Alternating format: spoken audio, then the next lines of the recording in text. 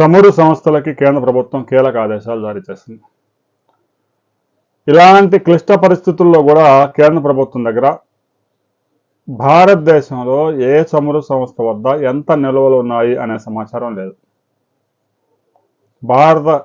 భారతదేశపు ఇంధన భద్రత డొల్లతనం ఇప్పుడు మరోసారి రుజువైంది. 3 వారాలుగా గల్ఫ్ నుంచి పెద్ద ఎత్తున చైనా చమురు తరలించుకుపోయినా కూడా భారతదేశం ఒక 3 షిప్పులు 4 షిప్పులు మాత్రమే హార్ముజ్ జలసంధిని దాటించగలిగింది. చైనాలో ఒక 6 నెలల పాటు విదేశాల నుంచి చమురు రాకపోయినా కూడా చైనాలో ఉన్న బఫర్ నిల్వలతో అటు క్రూడాయిల్ కానీ గ్యాస్ కానీ ఎలాంటి ఇబ్బంది లేకుండా నెట్టుకొచ్చే వ్యవస్థను చైనా క్రియేట్ చేసుకుంది. మరి భారతదేశంలో పరిస్థితులు ఎలా ఉన్నాయో తెలుసా?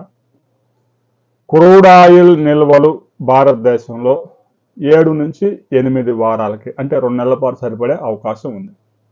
ఇక గ్యాస్ నిల్వలు అయితే యుద్ధం మొదలైన 8వ రోజు నుంచే కమర్షియల్ గ్యాస్ సిలిండర్ల సప్లై బంద్ చేశారు.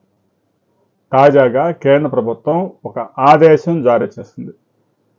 ఏ చమురు సంస్థ వద్ద ఎంత నిల్వలు ఉన్నాయి, ఎంత గ్యాస్ నిల్వలు ఉన్నాయి, దిగుమతి చేసుకున్న నిల్వలు ఎంత ఉన్నాయి అనే సమాచారాన్ని కోరింది.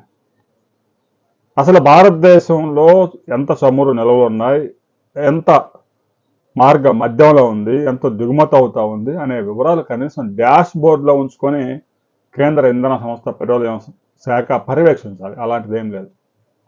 ఇప్పుడు కేంద్ర ప్రభుత్వం ఆయా సంస్థల సమాచారం అడగడం అంటే ఎంత దారుణమైన పరిస్థితుల్లో కేంద్ర ప్రభుత్వం ఉందో అర్థం చేసుకోవచ్చు. భారత్ పెట్రోలియం వద్ద ఎంత నిల్వలు ఉన్నాయి, ఇండియన్ ఆయిల్ దగ్గర ఎంత నిల్వలు ఉన్నాయి, హెచ్పి హిందుస్థాన్ పెట్రోలియం వద్ద ఎంత నిల్వలు ఉన్నాయి, నయారా వద్ద ఎంత నిల్వలు ఉన్నాయి, రిలయన్స్ ఇండస్ట్రీస్ వద్ద ఎంత నిల్వలు ఉన్నాయి అనే సమాచారం కూడా కేంద్ర ప్రభుత్వం వద్ద లేదు. ఇక గ్యాస్ అయితే ఇప్పటికే కమర్షియల్ గ్యాస్ అందుబాటులోకి రాలేదు. ఇక గృహ వినియోగానికి వస్తున్న గ్యాస్నే కమర్షియల్ వినియోగదారులు ఎక్కువ ధర ఇచ్చి కొనుగోలు చేసి వాడేస్తూ ఉన్నారు. హోటల్లో రెస్టారెంట్లు మూతపడ్డాయి, గిగ్ వర్కర్లు రోడ్డున పడ్డారు. ఈ విధంగా లక్షలాది మంది ఉపాధిని కోల్పోయారు. ఇక గల్ఫ్ నుంచి ఇప్పట్లో భారతదేశానికి చమురు నౌకలు గ్యాస్ ట్యాంకర్లు వచ్చే అవకాశం లేదు. ఇప్పటికే ఫిల్ చేసుకొని హర్ముజ్ జలసంధి వద్ద 22 ట్యాంకర్లు నిలిచిపోయాయి గ్యాస్ షిప్స్. అవి జలసంధిని దాటుతాయా లేదా అనేది ఇంకా క్లారిటీ లేదు. ఇక సౌదీ అరేబియాలో కానీ, ఇరాన్లో కానీ, ఇరాక్లో కానీ, కువైట్లో కానీ, ఖతర్లో కానీ రిఫైనరీల మీద ఇరాన్ పెద్ద ఎత్తున దాడులకు దిగింది. ప్రపంచంలోనే అతిపెద్ద రిఫైనరీ కువైట్లోని, ఖతర్లోని అతిపెద్ద రిఫైనరీ మీద తాజాగా డ్రోన్లతో దాడి చేసి దాన్ని నాశనం చేసింది, ఉత్పత్తిని నిలిపివేశారు. ఇక ఇరాక్లో కూడా అదే పరిస్థితి, సౌదీ అరేబియాలో కూడా అదే పరిస్థితి. రిఫైనరీని టార్గెట్ చేసుకుంది ఇరాన్. మమ్మల్ని ఎలాగో నాశనం చేశారు, అమెరికాకి మా దెబ్బేంటో చూపిస్తామని రిఫైనరీ అన్నిటినీ డ్రోన్లతో, సూసైడ్ డ్రోన్లతో అటాకులు చేస్తామని. దాంతో రాబోయే 4-5 నెలల్లో కూడా గల్ఫ్ నుంచి చమురు కానీ గ్యాస్ కానీ తీసుకొచ్చే పరిస్థితులు కనిపించడం లేదు. ఒకవేళ యుద్ధం ఆగిపోయినా కూడా, యుద్ధం అయితే ఎప్పుడు ఆగిపోతుంది మనం స్పష్టత ఇవ్వలేం. అమెరికా అధ్యక్షుడు ట్రంప్ ఒక రకంగా చెప్తా ఉన్నాడు, ఇజ్రాయెల్ ప్రధాని బెంజమిన్ నెతన్యాహు మరో మాట చెప్తా ఉన్నాడు, ఇరాన్ అయితే అసలు మేము చర్చలకే రాము అని చెప్తా ఉన్నారు. దీంతో ఈ యుద్ధము పెద్ద ఎత్తున 6 నెలల పాటు కొనసాగే అవకాశాలు కనిపిస్తా ఉన్నాయి. యుద్ధం పూర్తిగా ఆగిపోయిన తర్వాత రిఫైనరీలు పనిచేయడం ప్రారంభించడానికే 4-5 నెలల సమయం పట్టే అవకాశం.